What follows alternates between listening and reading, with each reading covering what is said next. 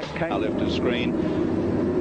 Seton tucked in behind him. You can see Dick Johnson, the second shell car. There's Peter Brock. Away they go. Seton's got a good run. Can Bowe get up there? No, he can't. Seton has won the jump. This is critical. Well, he certainly wanted to win the start, Gary, and he's done it. Delivered on that first corner through. So Seton, as you say, could be the crucial stage in the race, that start, if he can hold out Bowe. So Bowe now shuffled back to second place. Brock up to third. Johnson up to fourth. Perkins and Mazira, and the first of the Winfield cars, I think Mark Skaife there. So terrific start from the V8 as they come across the back of the circuit down toward Hunkley Corner for the first of 39 times. Yeah, the last thing John Bowe wants at the moment is to have to really hurt his car, to force it worse than he would like to in an attempt to stay with Glenn Seton. But Glenn, a beautiful start there. Can't take that away from him. That was a ripper. And leading this field here in the second heat. John Bowe leads the Shell Series for 1995 after 4 rounds. Look at, oh gosh, he was hung out wide there just a moment, Glenn Seton, but had the power to outlast Bowe in the corner. Bowe under threat now from Peter Brock. Yeah, well, that would have mucked up his corner exit speed there, backing off for Seton, and Bowe has taken advantage. He pushes by the outside of the 250k sweeper down inside John Bowe. So Brocky up to second, Bowe back to third. Teammate Johnson in fourth, Perkins in fifth, and Mazira in sixth. Plenty of cut and thrust in this opening lap. Pressure really told on John Bowe there. He's not looking happy. Slow off the start, then a slight mistake there, and he shuffled back to third place. Well, I'm sure he's aware of the pressure of not getting involved in this racing back front. He had a dream run at the front of the field, get nice, quick, consistent laps, and was just able to make the tyres last. But if he gets involved with a torrid dicey with Brock or even his teammate, it could increase the wear rates on his tyres. So it should be fascinating to see Bowe's progress from here. Well, he's in a position now where he hasn't got any choice in the matter. He's got to work to catch the two in front. He's got to work to fight off the people coming from behind. Yeah, he's actually quite a long way away too, relatively, for the job he's got in hand. Well, he did very well on the dash this morning. He picked up some maximum points in Heat 1, so maybe he'll discretion is the better part of the ballot here as far as his championship chase is concerned, and settle for third. But knowing John Bowe, that will not be in the equation. He could have been just wanting to absolutely nurse the heat into these tires and just get them up to operating temperature nicely without causing any extra strain on them. And he may come back at these fellows in front again.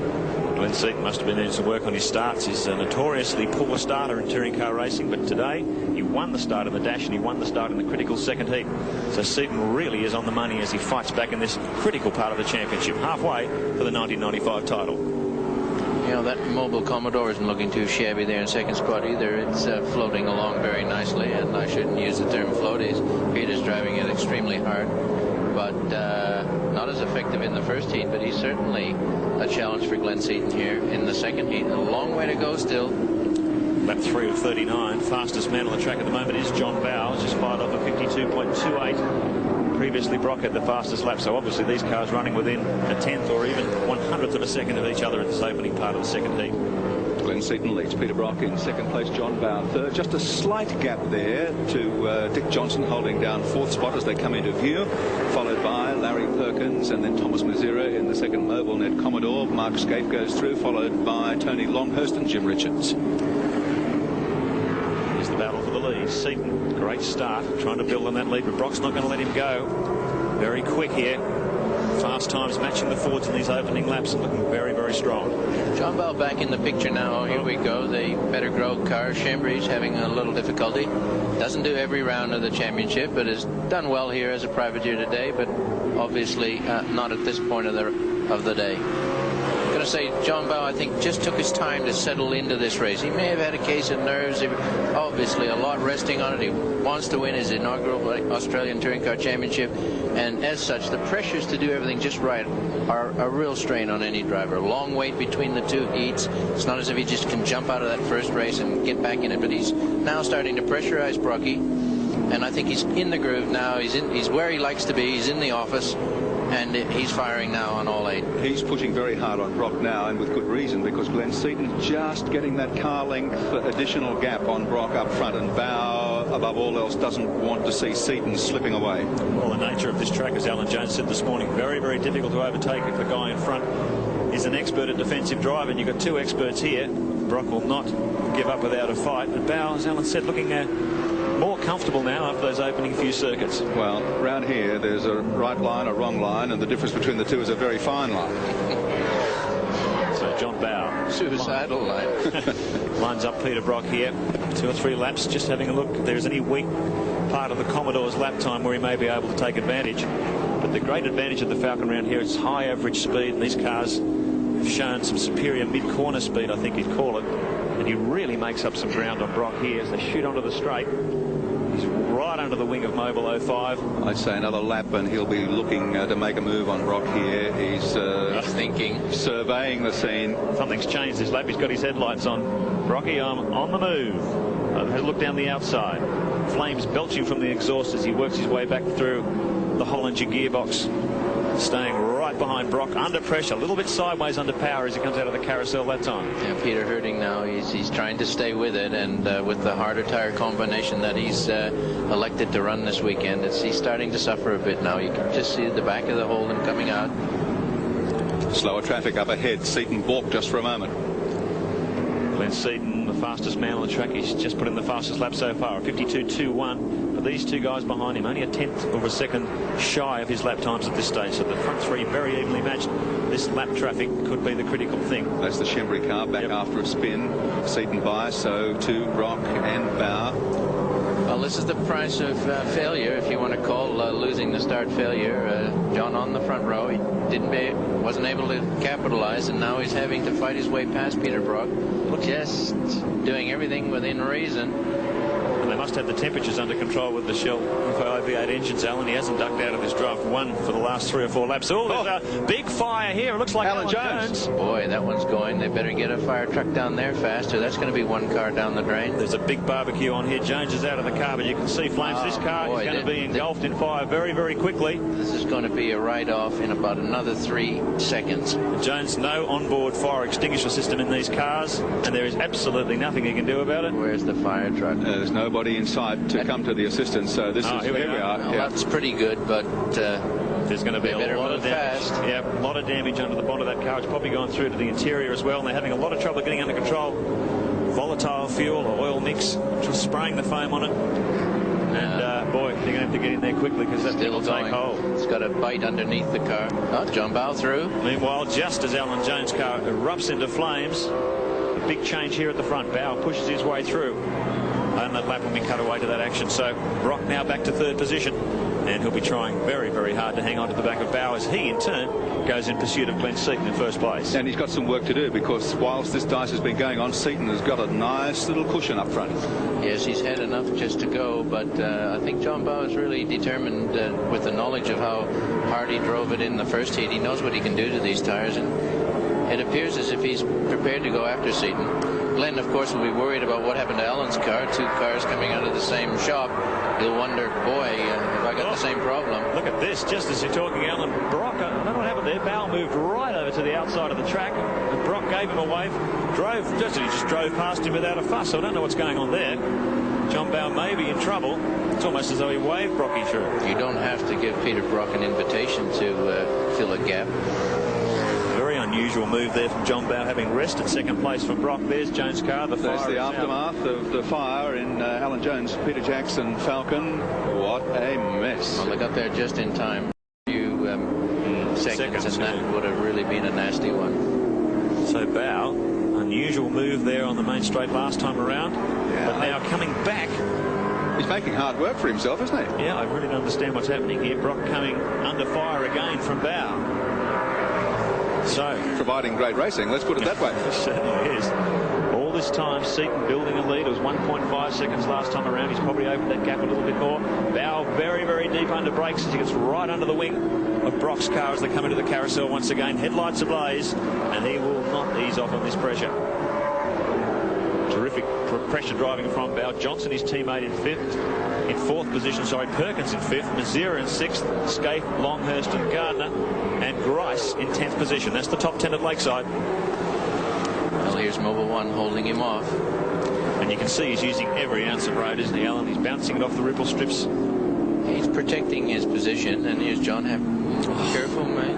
Very, very close here. Bowe will try and capitalise as they come through this very quick right-hander onto the main straight, building up to 250 kilometres an hour plus. And some lap traffic coming up, so it's about to get interesting here. This could slow Peter's approach to the carousel.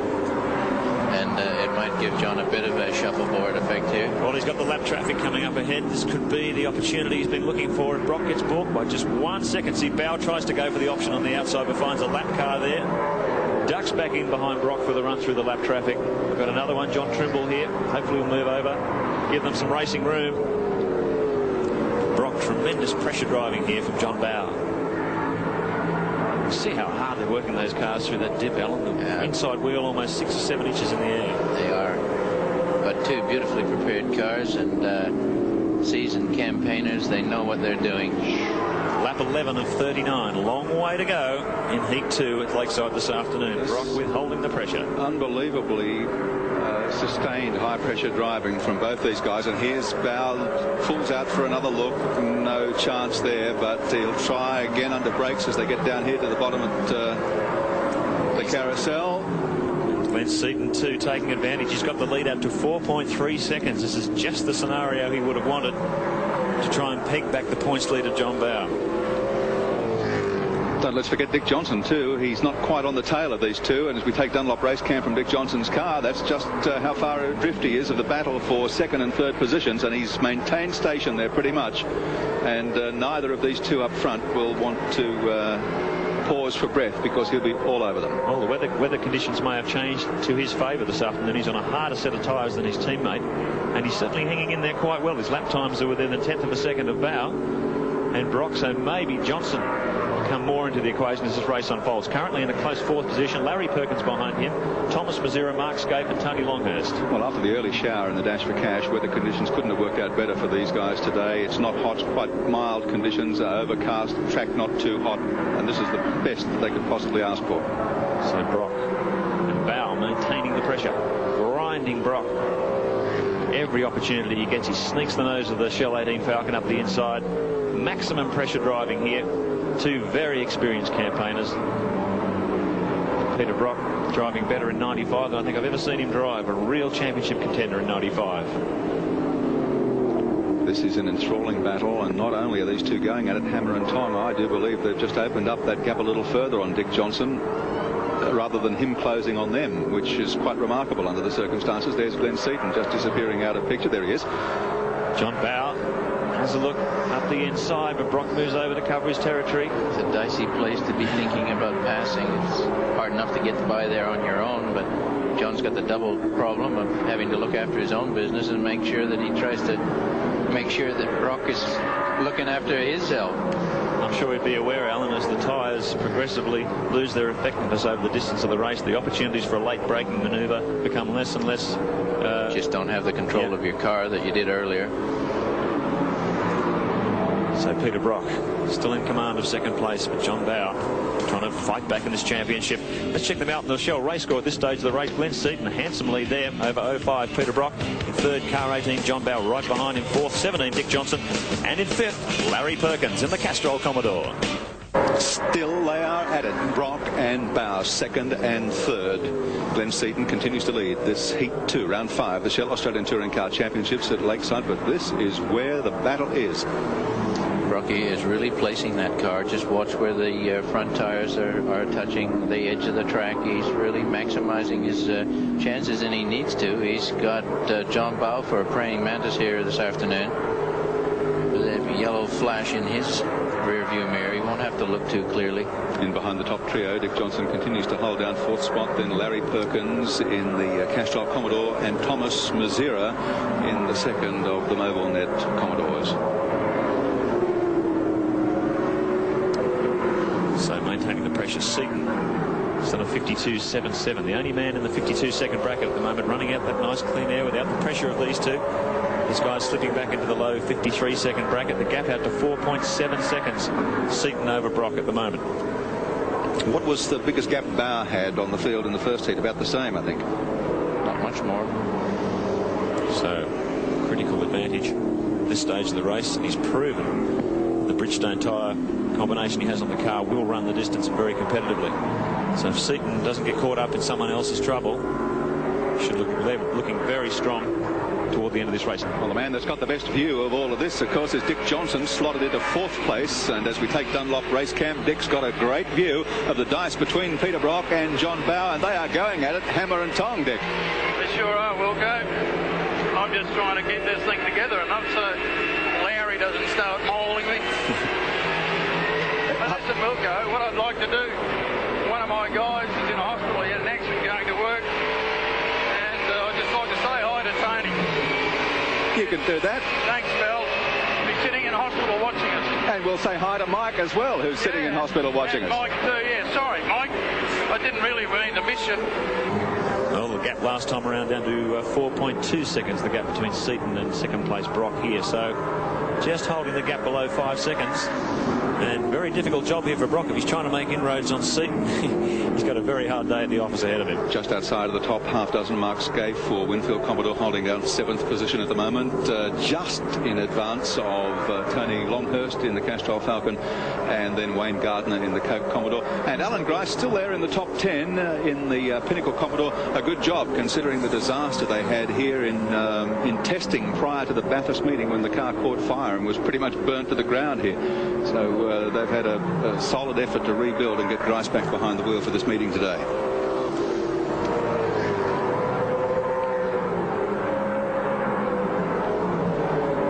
Glenn Seton leading the race from Peter Brock, John Bowe, Dick Johnson, and then Larry Perkins as we take Castrol race cam inside the cockpit with Larry Perkins as he wrestles this brute of a machine around Lakeside Raceway. And we go to our second camera in the front bumper of Larry's car. There's Dick Johnson right ahead of him as he comes round the top of the circuit and prepares to line up for the long straight, which in fact is hardly straight at all here at Lakeside.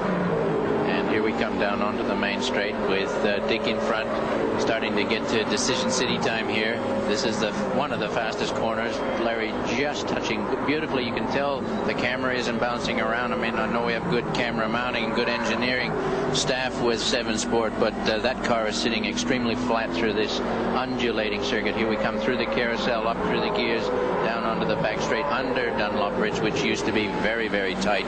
It's been opened up here over the last couple of years, much safer. This one's nasty. A thud down into the corner, on the brakes, down this gearbox. He's getting Dick. He's getting him as we talk. Coming up on track, can't take him. Ooh, he's little indecision there from Dick, and Larry wasn't able to go too far out. I think Dick's in trouble. Yeah, look, here we go. Down onto the main straight now again. Maybe heading for the pit lane, Alan. No. Still staying in there, but he's just been absolutely swamped by Larry Perkins. No, he has gone, yes. He's into the pits, Dick Johnson, so he's got a problem, and Larry Perkins moves up to 4th spot, and at the rate he's going to close pretty rapidly, I think, on Peter Brock and John Bowe. So he's going onto another set of tyres.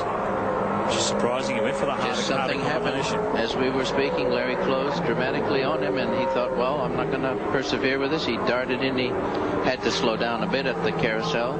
Sorry, at the top of the hill. Everybody's saying we're ready, but the car has to go down.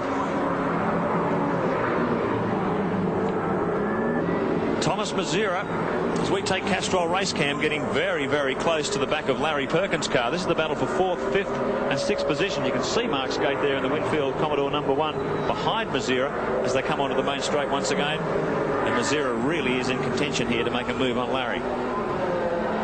Great shot of the Holden wing there, sitting majestically on the boot of the Commodore. So he's whittled that gap down to be right behind the Castrol Commodore VR, driving the older 015 car after the damage incurred on the new one. Phillip Island gets very, very sideways as he tries to get the power down, coming out of the carousel and off camber turn. It really throws the cars sideways. Larry Perkins, cool, calm and collected here, holding off the advances of 015. Well, both these guys have got to protect their points position in the series, so they've got to mount the best possible finish they can in this, and the people up front are starting to get a stranglehold in this race. So if there are going to be any movers and shakers, it's time to start moving and shaking. Absolutely. Thomas Mazira head down. This is a great shot from Castrol race cam. Shows you good speed onto the straight there. You can see Larry initially getting away and Thomas creeping up in top gear. A little smoke coming out of the right front tire there as he goes. And look, closes there onto brakes, doesn't he? Very good. Larry's exit speed onto the main. Got him. Oh no, stuck his nose up there, but just couldn't quite make it. I think all these drivers today are driving so sportingly. They appreciate the value of the cars they're racing against, the effort that goes into them. And I can recall some days, many years ago, when you just didn't care about who you were driving against, and if anybody got in the way, well, it was too bad. And I really do compliment the way these fellows are driving in such professional manner and sporting manner, as far as I'm concerned. Glenn Seton, race leader, and doing it fairly comfortably at this point. The gap, though, Wilco. Glenn looking very comfortable on his own, but the gap back to Peter Brock is down to 2.6 seconds. Oh, that's interesting. So he's just cut about 2 seconds out of it. Was 4 and looking very comfortable, but now it's under 3. And you can just see in that wide shot as Dick Johnson is coming up to be lapped by Brock. There's Brock in second position, and John Bowe, headlights ablaze, just dropping back off Brock at this stage. And then there's another large gap here to this separate battle between Perkins, Mazira, Skaife and Longhurst, 4th, 5th, 6th and 7th. They sweep through here. Mazira giving it everything as he tries to get the advantage on Perkins' Castrol Commodore. Certainly nothing in it in this group of 4. And again showing the competitiveness of the Shell Australian Touring Car Championship, where you've got this many cars where you could throw a blanket over them. Just superb competition. Well, Brock's done the right thing, getting away from Bowe just enough to take that pressure off him. The gap was 2.6 last time around. We'll keep an eye on that for you. Here's the battle. Yes, Larry Perkins would like to be able to get away from Thomas Mazira, but he's sticking like glue, Thomas. Can't shake him. Two very similar cars, both VR Holden Commodores. And Mazira has more than a look down the inside, but he has to back off. No room down there. That'll ruin his corner exit speed a little bit. Larry takes advantage, but Mazira will be back on his tail, I'm sure, within a lap and a half. The Pinnacle Commodore is off and over the embankment. The door open. Grice is okay. About to get out of the vehicle. Bit of smoke, but no fire. I think he's okay in that respect, Gary. Oh, he's had a major lost something. Off, yeah. Might have lost brakes, but he controlled it. Controlled himself, at least. Lucky not to tip over there. It's at a very acute angle. Quite, yes, he was lucky he didn't go over 2 or 3 times there. Trevor Ashby is in 10th position. That's a good effort for the Lansvale Smash Repairs Commodore, because they do it a little bit tough when it comes to budgetary constraints, but they do a good job and always turn the car out looking superb. They have a little difficulty throwing the money at the technology to keep it up there with the front-running guys. To get into 10th position is a very commendable effort. And speaking of top 10, Wayne Gardner is in there as well in the Coke Commodore, but Neil Crompton just outside in 11th place at the present time. Hasn't been the best of weekends for Cromley as we take GIO race cam, but they'll get it together. They're working hard at it, and they had a few problems here during practice and qualifying yesterday. And the cars are running well, but they just need a few more horses to get them to the head of the field. Yes, well, that's a difficult job at any time. Engine development is not an easy game. If it was easy, everybody'd be doing it.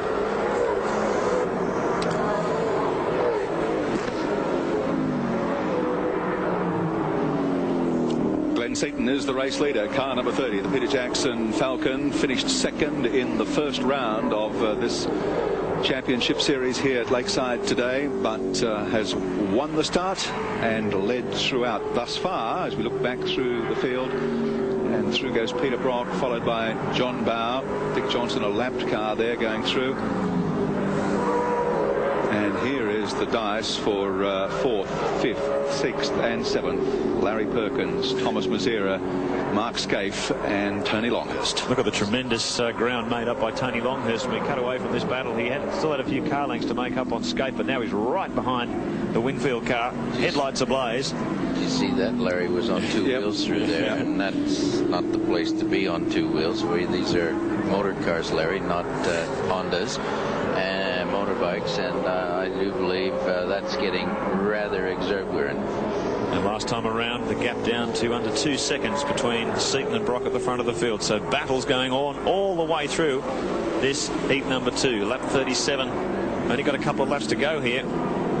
So it could all come down to the final lap. Skaife battling here. 6th position. Well, this is it. Dunlop, Bridgestone, Yokohama, everybody represented and everybody putting their best foot forward.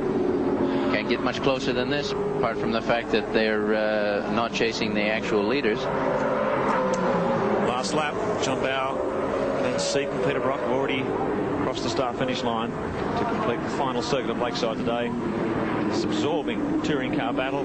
Tony Longhurst running out of options, trying to get past Mark Skaife's car of his final couple of kilometres. Last time around, the gap down to under 2 seconds, but Seton looks fairly strong. Here's what will be resolved here. 4th, 5th, 6th and 7th. Here's the man looking for maximum points, though, Glenn Seton, as the last lap winds down in this Heat 2, Round 5, the Shell Australian Touring Car Championship at Lakeside. And Glenn Seton takes the checkered flag from Peter Brock. John Bowe coming over the line in 3rd place. And that was a great effort by Glenn Seton. I mean, he knew where the job had to be done. That was at the start line, and full credit to him. That's where he did it. He did a tremendous job.